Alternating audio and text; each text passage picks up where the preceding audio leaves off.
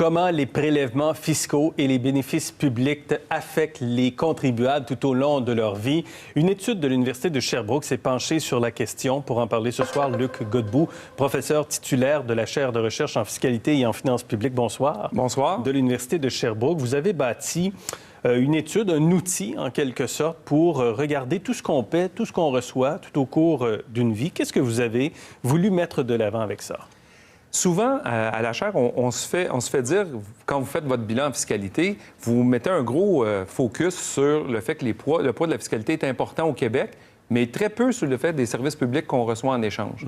Alors, et à d'autres occasions, on fait des études et on montre pour un couple que les impôts sont plus importants que les bénéfices reçus, alors qu'à l'inverse, on fait le même cas type, mais on fait pour un couple de retraités. On voit que les services publics sont plus importants que les impôts payés. Mais il ne faut pas oublier que le couple de retraités a déjà été un couple de travailleurs dans le passé. Et donc là, ce que ça nous permet de faire, c'est de suivre un contribuable toute sa vie durant, de sa majorité jusqu'à son décès. Avec des hypothèses, on essaie d'avoir le contribuable le plus représentatif ou le plus typique d'un Québécois ou d'une Québécoise. C'est très utile parce que ça nous met toute une vie en contexte. Et donc, vous avez considéré certaines choses. On va regarder ça, ce que vous considérez dans l'outil qui permet donc de voir combien on a contribué, combien on a reçu au fil du temps. Alors, du côté des prélèvements, ce qu'on considère comme prélèvement, on considère impôt sur le revenu, que ce soit de Ottawa ou du Québec, TPS, TVQ, les taxes et les cotisations sociales, assurance emploi, assurance québécois, assurance parentale, ainsi que le régime des rentes du Québec. On n'a pas considéré, par exemple, l'impôt foncier, parce que l'impôt foncier, il aurait fallu poser des hypothèses selon qu'on habite au Saguenay ou qu'on habite à Montréal. Des hypothèses, donc, on reste vraiment le cas le plus typique possible. Du côté des services publics, on rentre notamment, s'il y a des enfants, les garderies, l'éducation primaire, secondaire, collégiale, universitaire, s'il y a lieu, et la santé et l'assurance médicaments du côté des services publics. Et du côté des prestations, et là, c'est vraiment les chèques en espèces. Si vous avez des enfants, les allocations familiales. Si vous êtes des retraités, c'est les chèques pension de sécurité de la vieillesse d'Ottawa, régime des rentes du Québec à Québec, et des chèques de soutien de revenus de type crédit solidarité, crédit de TPS. C'est des éléments qui ont été considérés en termes de prestations reçues. Et donc, pour l'exercice d'aujourd'hui, un cas type, une femme qui va prendre sa retraite à 60 ans. C'est ça. Donc, on a une femme qui fait des études collégiales, qui est embauchée par la fonction publique à titre de technicienne. Elle commence à travailler à 21 ans. Elle prend sa retraite à 60 ans, mais demande ses chèques du régime des rentes du Québec à 65 ans. Et elle décède à 87 ans. Donc, c'est le cas le plus typique.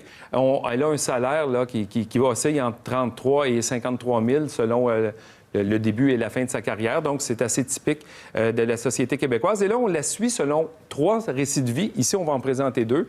Mais d'abord, elle reste célibataire toute sa vie.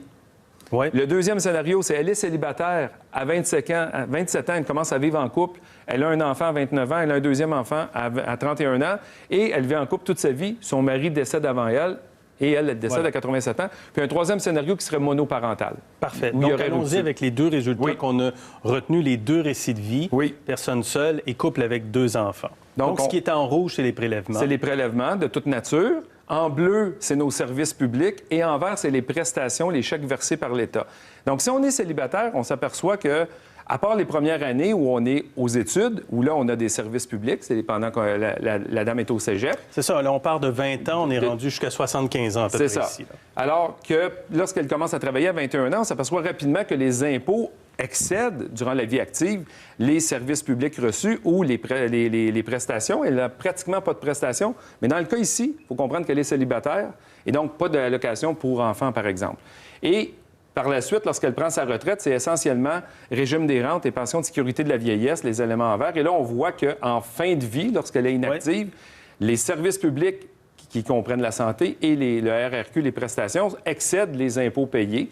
Et donc, on voit qu'au début, on paye plus et à la fin, on reçoit plus que ce qu'on paye. Ça, c'est la ligne du zéro. Donc, c'est ce qu'on paie et c'est ce qu'on reçoit qui est en haut. Et on voit vraiment que vers la fin de la vie, on reçoit beaucoup. Alors que dans le cas d'un couple avec 2 enfants, bien là, des bénéfices et des prestations, il y en a pas mal au cours de la vie. Ça diffère. Là, on voit que les premières années, ou lorsqu'elle est au collège, c'est la même chose. Et les dernières années, lorsqu'elle est rendue veuve, parce que son mari a prédécédé, ça donne sensiblement la même chose. Mais entre les deux, lorsqu'elle forme un couple, lorsque les enfants arrivent, on s'aperçoit que les impôts sont plus importants parce qu'il y a 2 revenus dans le couple plutôt qu'un seul, et que lorsqu'il y a des enfants, arrivé du premier enfant, vous voyez, les grands bâtons verts, c'est le régime québécois d'assurance parentale, des forts bénéfices, des fortes prestations. Et ici, on voit que les services publics sont plus importants parce que les enfants vont à la garderie, par la suite, ils vont à l'école. Il y a 4 personnes ici qui bénéficient de soins de santé au lieu d'une seule. Et donc, on voit que le portrait est complètement différent.